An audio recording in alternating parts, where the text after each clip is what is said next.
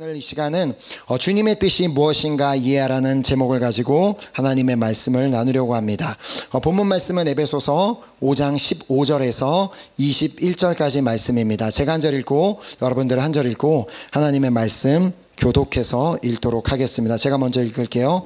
그런즉 너희가 어떻게 행할지를 자세히 주의하여 지혜 없는 자같이 하지 말고 오직 지혜 있는 자같이 하여 그러므로 어리석은 자가 되지 말고 오직 주의 뜻이 무엇인가 이해하라.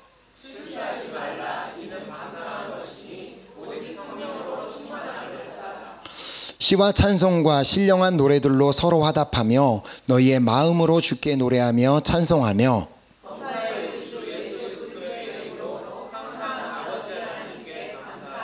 함께 읽겠습니다. 그리스도를 경외함으로 피차 복종하라. 아멘, 아멘. 이 오늘 본문 말씀은 먼저는 하나님께서 그 시대의 에베소 교회 성도들을 향해 주신 말씀이기도 하지만 오늘 이 시간 이 마지막 때를 살아가고 있는 우리 그리스도인들에게 주시는 말씀이기도 합니다. 자, 그래서 오늘 본문 15절 말씀을 먼저 보면 그런즉 너희가 어떻게 행할지를 자세히 주의하여 지혜 없는 자같이 하지 말고 오직 지혜 있는 자같이 하여. 자, 이 말씀을 보면 우리가 예수님을 믿는, 예수님을 따르는 그리스도인들로서 어떻게 행할지를 자세히 주의하여, 다른 말로 신중하게 지혜 없는 자같이 하지 말고 지혜 있는 자같이 행할 것을 말씀하고 있습니다. 자, 왜냐하면 오늘 우리가 살고 있는 이 시대는 우리가 그리스도인으로서 어떻게 행할지를 자세히 주의하며 살지 않는다면 그냥 지혜 없는 자같이 행하기가 너무나도 쉬운 시대를 살고 있기 때문입니다. 자, 여기서 이 한국말로는 지혜 없는 자라고 이렇게 번역을 했지만 조금 더 원어적인 의미로 본다면 이 지혜 없는 자는 어리석은 자 혹은 정신이 나간 사람이라고까지 볼 수 있는 의미를 가진 단어가 사용되었습니다. 자, 우리가 그런 사람이 될 수가 있는 이유가 무엇인지를 16절이 말씀하고 있습니다. 세월을 아끼라 때가 악하니라. 자, 우리가 어리석은 자가 될 수 있는 이유는 우리가 살고 있는 이 시대가 워낙 악하기 때문입니다. 자, 그렇다면 이 시대가 악하다는 말이 무슨 뜻일까? 도대체 이 시대가 악하다는 말이 무엇을 의미하는지를 디모데후서가 이렇게 말씀하고 있습니다. 디모데후서 3장 1절부터 5절 말씀을 보면 너희가 이것을 알라. 말세에 고통하는 때가 이르러 사람들이 자기를 사랑하며 교만하며 비방하며 부모를 거역하며 감사하지 아니하며 거룩하지 아니하며 무정하며 원통함을 풀지 아니하며 모함하며 절제하지 못하며 사나우며 선한 것을 좋아하지 아니하며 배신하며 조급하며 자만하며 쾌락을 사랑하기를 하나님 사랑하는 것보다 더하며 경건의 모양은 있으나 경건의 능력을 부인하니 이 같은 자들에게서 내가 돌아서라. 자, 이 우리가 살고 있는 이 시대는 우리가 방금 말씀에서 읽은 것처럼 너무나도 많은 사람들이 이러한 삶을 전혀 아무렇지 않게 그냥 이렇게 살아가고 있습니다. 하물며 그리스도인들조차도 예수님을 믿는다고 하는 사람들조차도 하나님보다 자기를 더 사랑하고 교만하며 다른 사람을 아무렇지 않게 막 비방하며 부모를 거역하며 감사하지 아니하며 거룩하지 아니한 삶을 사는 경우가 있습니다. 또한 이웃을 향해 무정하며 원통함을 풀지 않고 그냥 원수를 맺고 살고 다른 사람을 모함하며 절제하지 못하며 사나우며 선한 것보다 악한 것을 좋아하고 또 서로를 배신하고 조급하며 자만하며 이 쾌락을 사랑하기를 하나님을 사랑하는 것보다 더한 경우도 있습니다. 또한 경건의 모양은 있으나 무슨 말이에요? 즉 교회는 다니고 있으나 경건의 능력을 부인하는 자들도 있습니다. 자, 그러나 이런 모습을 가지고 살면서도 자신이 자신의 죄를 깨닫지 못하는 이유는, 자신의 무엇이 문제가 있는지를 전혀 깨닫지 못하는 이유는 이 세상에 너무나 많은 사람들이 다 이렇게 살고 있으니까, 그냥 다른 사람들도 다 그러니까 나도 괜찮다고 생각하며 그냥 그렇게 거기에 빠져들어 살게 되기 때문입니다. 자, 그래서 혹시 나는 오늘 마치 당장은 주님이 오시지 않을 것처럼, 마치 나는 오늘 아니 평생을 내가 그리고 오랫동안 살 수 있을 것처럼 그렇게 생각하며 여기 이 말씀에 기록된 이런 어리석은 자의 모습으로 살아가고 있지 않은지를 돌아보았으면 좋겠습니다. 자, 주님께서 말씀하십니다. 세월을 아끼라. 자, 왜냐하면 우리가 언제 죽을지도 모르고 또 주님이 언제 다시 오실지도 모르기 때문입니다. 내가 어리석은 자처럼 그냥 이 악한 시대에 사람들이 다 그렇게 사니까, 다 그냥 다른 사람 모함하고 뭐 함부로 대하고 원수 맺고 살고, 그러니까 그들과 동일한 방법으로 그런 모습으로 살다가 주님이 갑자기 오신다면 어떻게 하겠냐는 말입니다. 자, 그래서 본문 17절이 말씀합니다. 그러므로 어리석은 자가 되지 말고 오직 주의 뜻이 무엇인가 이해하라. 자, 우리가 이 악한 시대에서 어리석은 자가 되지 않는 방법은 오직 주의 뜻이 무엇인지를 이해하는 것입니다. 자, 우리가 주님의 뜻을 이해하는 것이 너무나 중요한데, 그래서 이제 오늘 본문에 보면 우리가 이해해야 하는 주님의 뜻이 무엇인지를 4가지로 설명하고 있음을 보게 됩니다. 자, 그래서 오늘 우리는 이 예배를 통하여 이 4가지 주의 뜻을 깨닫고 그 뜻대로 삶으로 말미암아 어리석은 자가 되지 않고 오직 지혜 있는 자들이 될 수 있기를 소망하며 축복합니다. 아멘. 자, 그래서 첫 번째로 우리가 어리석은 자가 되지 않기 위해 행해야 하는 첫 번째 주님의 뜻은 성령의 충만함을 받는 것입니다. 자, 오늘 본문 18절에 보면 술 취하지 말라. 이는 방탕한 것이니 오직 성령으로 충만함을 받으라. 자, 우리가 지난 성령 강림 주일을 통해서도 말씀을 받은 것처럼 예수님께서는 당신의 제자들이 성령을 받기를 원하셨습니다. 왜냐하면 오직 성령의 권능을 받는 자들만이 예루살렘과 온 유대와 사마리아와 땅끝까지 이르러 주님의 증인이 될 수 있었기 때문입니다. 자, 그런데 과연 술에 취한 사람이 주님의 증인이 될 수 있을까요? 술에 막 취해 막 이러고 있는 사람이 주님의 증인으로서 살 수가 있겠냐는 말입니다.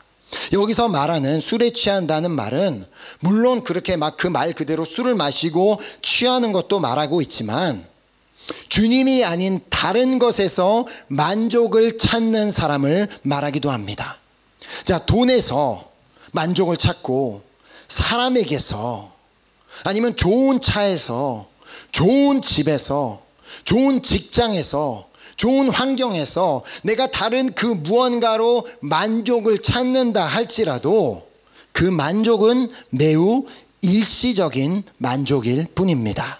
자, 그러나 성령으로 충만해서 누리게 되는 그 만족은 세상의 그 어떤 것과도 비교할 수 없는 만족인 줄 믿습니다. 자, 왜냐하면 우리 주님이 주시는 만족은 메마른 곳에서도 만족하게 하시는 그 놀라운 능력을 가지고 있기 때문입니다. 자, 그래서 이사야서 58장 11절 말씀을 보면 여호와가 너를 항상 인도하여 메마른 곳에서도 내 영혼을 만족하게 하며 내 뼈를 견고하게 하리니 너는 물된 동산 같겠고 물이 끊어지지 아니하는 샘 같을 것이라. 아멘. 자, 그러므로 주님을 사모하시기 바랍니다. 자, 성령 충만을 구하시기 바랍니다. 왜냐하면 우리 주님은 사모하는 영혼, 그 성령 충만을 사모하는 영혼에게 만족을 주시는 분이기 때문입니다. 자, 그래서 시편 107편 9절을 보면 그가 사모하는 영혼에게 만족을 주시며, 사모하지 않고 가만히 있는데 주시지 않는다는 말입니다. 사모하는 영혼에게 만족을 주시며 줄인 영혼에게 좋은 것으로 채워 주심이로다. 아멘. 자, 주님의 뜻은 우리가 성령으로 충만한 것입니다. 자, 그러므로 이 악한 시대에 아까 우리가 디모데후서 말씀에서 보았듯이 뭐 돈을 사랑하거나 쾌락을 사랑하기보다는 오직 우리 주 하나님을 마음을 다하고 뜻을 다하고 힘을 다하여 사랑함으로 말미암아 성령 충만함을 받아 어리석은 자가 아닌 지혜 있는 자가 되시기를 소망하며 축복합니다. 아멘. 자, 그리고 두 번째로 우리가 어리석은 자가 되지 않기 위해 행해야 하는 주님의 뜻은 찬양하는 삶을 사는 것입니다. 자, 그래서 본문 19절을 보면 시와 찬송과 신령한 노래들로 서로 화답하며 너희의 마음으로 주께 노래하며 찬송하며. 자, 특별히 여기서 보면 시와 찬송과 신령한 노래들로 서로 화답하며라고 말씀하고 있습니다. 자, 그 뜻은 서로 함께 찬양하라는 말입니다. 자, 서로 화답하라는 건 같이 한 공간에서 함께 찬양하라는 말씀인데, 왜냐하면 하나님은 물론 우리 개개인이 주님 앞에 드리는 그 찬양도 기뻐 받으시지만 특별히 여러 다른 사람들이 한 공간에 모여 한 목소리로 하나가 되어서 하나님을 찬양하는 것을 기뻐하시기 때문입니다. 자, 그래서 시편 150편 3절 말씀을 보면 나팔소리로 찬양하며 비파와 수금으로 찬양할지어다. 자, 결국 한 자리에서 누군가는 분명히 목소리로 찬양을 하지만 누군가는 나팔소리로 찬양하며 누군가는 수금으로, 누군가는 이제 비파로 찬양을 하며, 이처럼 이렇게 주님께서는 여러 사람이 하나가 되어 목소리가 하나 될 뿐만 아니라 악기까지 동원해서 함께 이렇게 주님을 찬양하는 것을 기뻐하심을 믿습니다. 자, 성경은 우리가 찬양해야 하는 분명한 이유를 말씀하고 있습니다. 이사야서 43장 21절에 이 백성은 내가 나를 위하여 지었나니, 무엇을 위해 지었다고요? 나를 찬송하게 하려 함이니라. 자, 우리가 지음을 받은 목적 자체가 뭐 그냥 잘 먹고 잘 살라고 지음을 받은 게 아니라 하나님을 찬송하기 위함이기에 우리는 아주 당연히 하나님을 찬양하는 삶을 살아야만 하는 것입니다. 자, 하나님께서 우리에게 목소리를 주신 이유가 무엇이겠습니까? 대화하며 살라고? 그냥 대화만 하고 살라고 말을 주셨을까요? 아니면 아까 디모데후서 말씀처럼 나를 좀 자랑하라고, 내가 이렇게 잘 산다고, 내가 이렇게 똑똑하다고 자랑하라고 목소리를 주셨을까요? 아니면 뭐 누군가를 비방하라고, 누군가를 모함하라고 우리에게 목소리를 주셨을까요? 아닙니다. 우리에게 목소리를 주신 이유는 우리를 지으신 목적 그대로 하나님을 찬양하라고 주셨으며 또한 감사라고 주셨습니다. 자, 그래서 세 번째로 우리가 어리석은 자가 되지 않기 위해 행해야 하는 하나님의 뜻은 우리가 범사에 감사하는 것입니다. 자, 그래서 본문 20절을 보면 범사에 우리 주 예수 그리스도의 이름으로 항상 아버지 하나님께 감사하며, 또한 우리가 너무나 잘 알고 있는 데살로니가전서 5장 18절 말씀에도 보면 범사에 감사하라, 이것이 그리스도 예수 안에서 너희를 향하신 하나님의 뜻이니라. 자, 특별히 이 두 말씀을 보면 그냥 단순히 범사에 감사라고 말씀하신 것이 아니라 예수 그리스도의 이름으로 또한 그리스도 예수 안에서 감사라고 말씀하셨음을 보게 됩니다. 자, 이게 무슨 뜻이겠습니까? 우리가 이렇게 범사에 감사하는 것은 오직 예수 그리스도를 통해서만 가능하다는 말인 것입니다. 자, 예수 그리스도를 통해 받은 은혜를 안다면 2000년 전 예수 그리스도께서 나란 사람을 구원해 주시기 위해 어떠한 고통을 당하시고 어떠한 질책을 받으시고 어떠한 고통을 가지고 십자가에서 돌아가셨는지 안다면 우리는 우리의 삶에는 충분히 감사할 이유가 있을 뿐만 아니라 지금까지 나의 삶의 순간순간에 주님께서 행하여 주신 일들을 우리가 기억한다면 우리는 감사할 수 있기 때문입니다. 자, 그래서 우리 주님께서는 너무 친절하게도 두 가지 사건을 통하여서 우리가 감사해야 하는 이유가 무엇인지를 친히 보여주셨습니다. 자, 그 첫 번째 사건은 오병이어 사건입니다. 자, 이 사건은 사복음서에 다 기록이 되어 있을 정도로 매우 중요한 사건입니다. 자, 우리가 잘 아는 바와 같이 하루는 예수님께서 들에 계실 때에 자신을 따라온 무리들에게 먹을 것을 주기를 원하셨습니다. 하지만 예수님도, 예수님의 제자들도 그들에게는 아무것도 먹을 것이 없었고, 그때 한 어린아이가 예수님께 가지고 나온 떡 5개와 물고기 2마리가 전부였을 뿐입니다. 자, 그날 그 자리에는 여자와 어린이 외에 5,000명이나 모여 있었습니다. 자, 그래서 보통 우리가 말하는 것이 이 여자들과 어린아이들까지 숫자를 다 합치면 대략 2만 명 정도 되는 사람이 그 자리에 모여 있을 것이라고 말합니다. 자, 예수님께는 지금 그 2만 명이 모여 있는 상황에 예수님의 손에는 떡 5개와 물고기 2마리밖에 없었지만 사람들에게 명하여 마치 다 먹일 것이 있는 것처럼 잔디에 앉으라고 말씀을 하십니다. 자, 그리고 무엇을 하셨는지를 보면 누가복음 9장 16절에 예수께서 떡 5개와 물고기 2마리를 가지사 하늘을 우러러 축사하시고 떼어 제자들에게 주어 무리에게 나누어 주게 하시니. 자, 여기서 예수님께서 하늘을 우러러 축사하셨다는 말은 다른 말로 감사하셨다는 말입니다. 자, 무엇을 감사하셨겠습니까?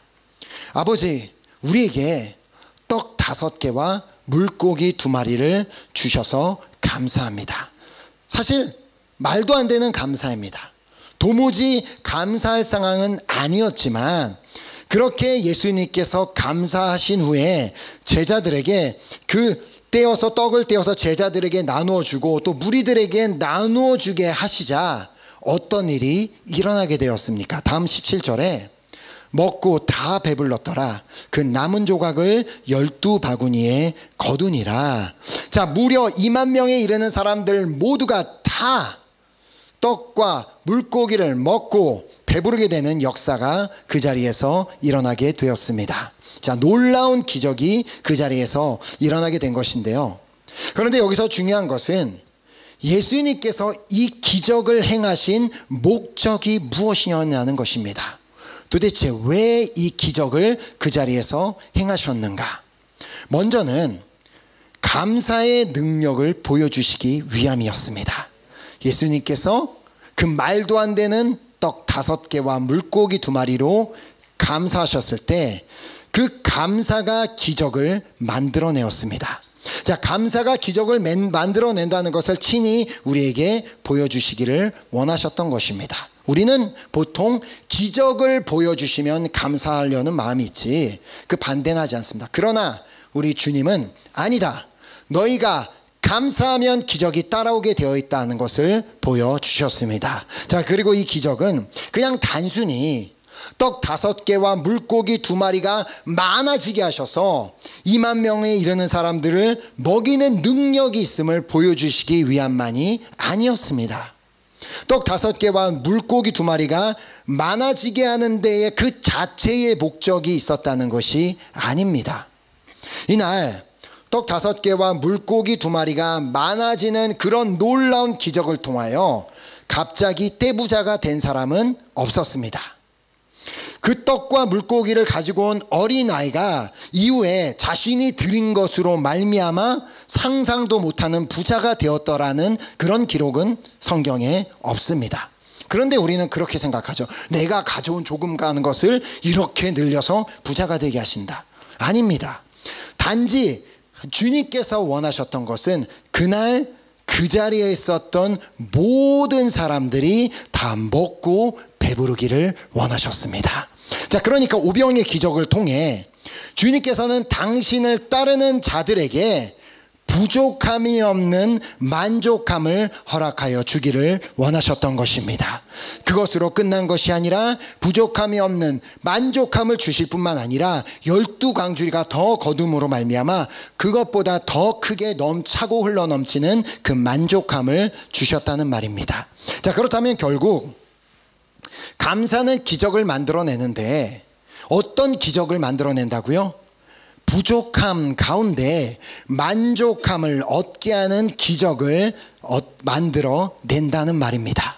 비록 내 환경은 여전히 감사할 수 없고 정말 만족할 수 없는 상황이지만 내 안에서는 그 드린 감사로 인해 말로 표현할 수 없는 그 만족함으로 내 심령이 채워지는 역사가 일어나게 된다는 것입니다. 자, 이것이 바로 우리가 범사에 감사하는 첫 번째 이유고요. 그리고 두 번째 사건은 나사로의 부활 사건입니다.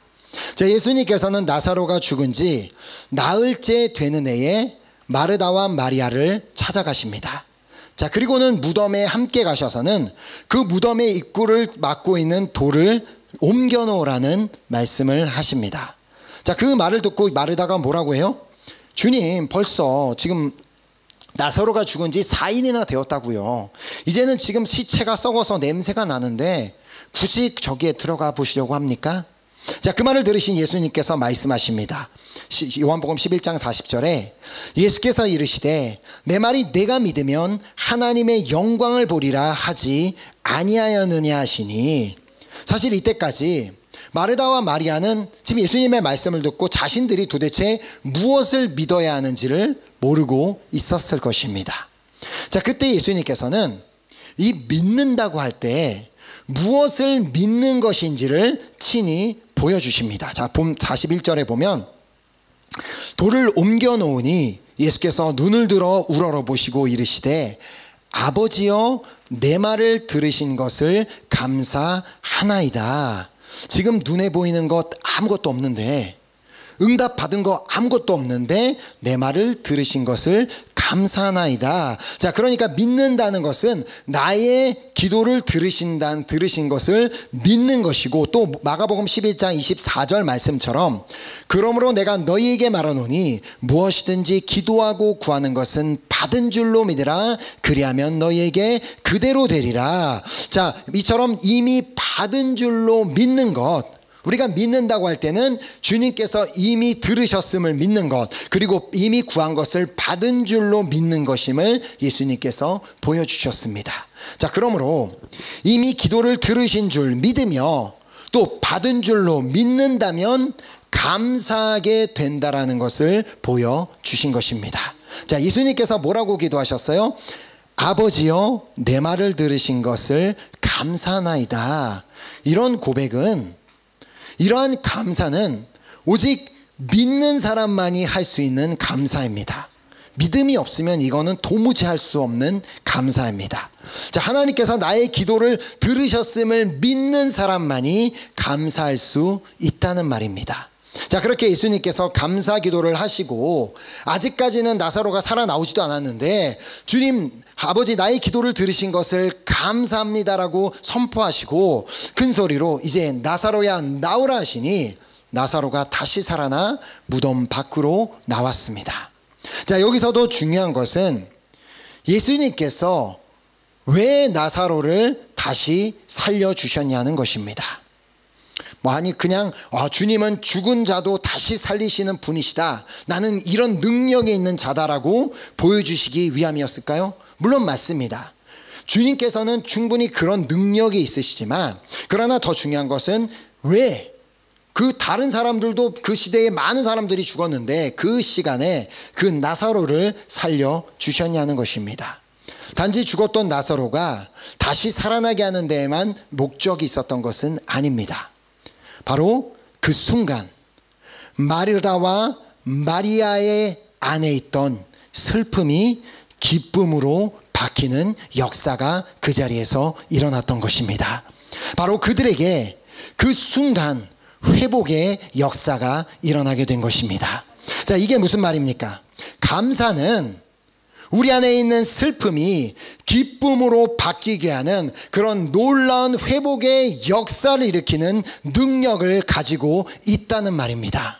자, 먼저 나의 삶에 슬픔이 기쁨으로 바뀌는 일이 일어났기 때문에 감사하는 것이 아니라, 뭔가 내가 되게 절망적인 상황에 있었는데 이미 막 상황이 막 다 좋아지고 막 다 바뀌어져서 어이구 감사하네, 그게 아니라 아직까지 내 눈에 보이는 상황은 절망적인 상황이고 슬퍼할 수밖에 없는 상황이지만 내가 믿음으로 감사할 때 나의 슬픔이 기쁨으로 바뀌는 그 놀라운 기적이 내 안에 일어나게 된다는 말입니다.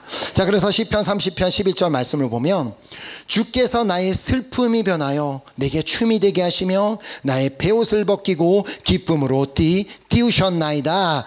감사하는 자에게 이 역사가 일어나게 되는 줄 믿습니다. 아멘. 자, 그러므로 디모데후서에서 말하고 있는 마지막 때에 감사하지 아니하는 자, 하나님께서 그렇게도 수많은 은혜를 베풀어 주셨는데 그거는 다 잊어버리고 하나님께서 주시지 않은 것만 말하면서 내가 뭐 감사할 게 있냐라고 하는 그런 감사하지 않는 자가, 그런 어리석은 자가 되는 것이 아니라 하나님의 뜻인 범사에 감사하는 삶으로 말미암아 우리 인생에서 주님이 허락하시는 그 만족함을 누리고 또 온전히 회복하는 그 회복을 체험하는 은혜가 있게 되기를 소망하며 축복합니다. 아멘. 자, 그리고 네 번째 마지막으로 어리석은 자가 되지 않기 위해 행해야 하는 주님의 뜻은 서로 섬기는 것입니다.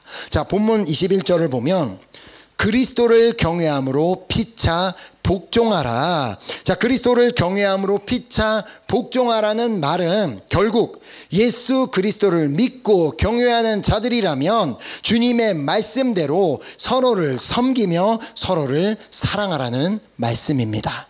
자, 예수님께서 말씀하셨죠. 요한복음 13장 14절에 내가 주와 또는 선생이 되어 너희 발을 씻었으니 너희도 서로 발을 씻어주는 것이 옳으니라. 자, 우리가 이처럼 서로를 섬겨주는 것이 우리 주님의 뜻이며 다른 누군가가 나를 섬겨주길 원하는 게 아니라 내가 다른 누군가를 섬기는 것이 하나님의 뜻이며 또 한 서로가 서로를 사랑하는 것이 주님의 뜻입니다. 자, 그래서 레위기 19장 18절에 보면 원수를 갚지 말며 동포를 원망하지 말며 내 이웃 사랑하기를 내 자신과 같이 사랑하라. 나는 여호와이니라. 자, 그러나 이 마지막 때에는 아까 우리가 읽은 디모데후서 말씀처럼 사람들이 부모를 거역하기도 하고 뭐 뉴스에 보면 막 부모를 죽였다라는 얘기도 듣고 서로에게 무정하고 뭐에 관심이 없다는 거예요. 서로에 관심도 없고 원통함을 풀지 아니하고 원수 맺고 그냥 살아가고 서로를 모함하고 어떻게 해서든 저 사람을 더 깎아내리고 더 막 비난해서 내가 높아지려는 그런 모함을 하고 배신을 하는 그런 모습들을 보게 됩니다. 자, 우리 그리스도인들이 어리석은 자가 되어서 이런 모습으로 살아가서는 안 됩니다. 우리가 이런 모습으로 살면서 어떻게 예수 그리스도의 증인으로서의 삶을 살 수가 있겠습니까? 우리는 오직 주님의 말씀을 기억하여 주님께서 원수를 갚지 말라고 하셨기 때문에 원수를 갚지 않겠습니다. 누구든 원망하지 말라고 말씀하셨기 때문에 그 누구도 원망하지 않겠습니다. 이웃 사랑하기를 내 자신과 같이 사랑하라고 하셨기 때문에 모든 사람을 내 자신과 같이 사랑하겠습니다라는 그런 결단을 가지고 나아갈 때 우리는 비로소 지혜 있는 자가 되어서 하나님의 뜻을 이루게 될 줄 믿습니다. 자, 오늘 우리는 이 주님의 네 가지 뜻을 반드시 기억했으면 좋겠습니다.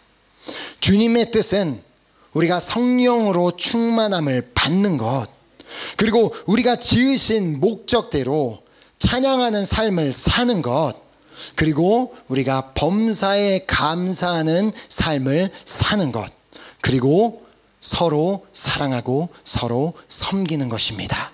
자, 그러므로 주님의 뜻대로 가장 먼저 늘 언제나 성령으로 충만함을 구하여, 왜냐하면 성령의 충만함을 구하는 자만이 성령 충만함을 받을 수 있기 때문에 성령 충만함을 구하여 성령으로 충만함을 받아 늘 모인 자리에서든 홀로 있을 때 우리의 입술로 늘 하나님을 찬양하며 또 범사에 감사함으로 삶에서 만족과 또 회복을 체험하며 모든 사람을 사랑하고 그렇게 섬기는 여러분과 제가 될 수 있기를 예수 그리스도의 이름으로 축복합니다. 아멘. 이 시간 우리 함께 찬양팀 나오셔서 우리 찬양하고 우리 결단하는 기도하는 시간 갖도록 하겠습니다.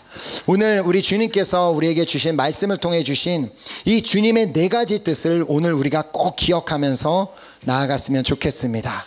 우리 주님은 그냥 어떤 몇몇 사람만 성령 충만함을 받기를 원하시는 것이 아니라 우리 모두가 다 성령으로 충만함을 받기를 원하고 계십니다.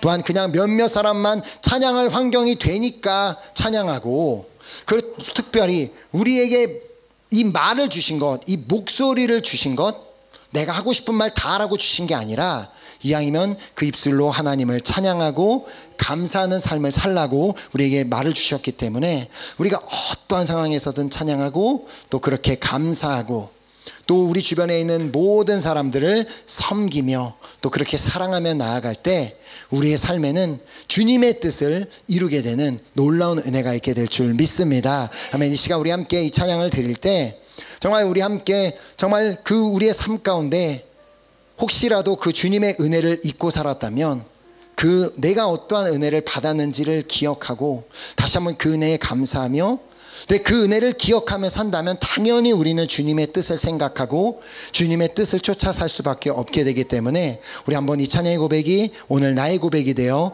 주님 앞에 한번 올려드리고 우리 함께 그리고 기도하는 시간 갖도록 하겠습니다.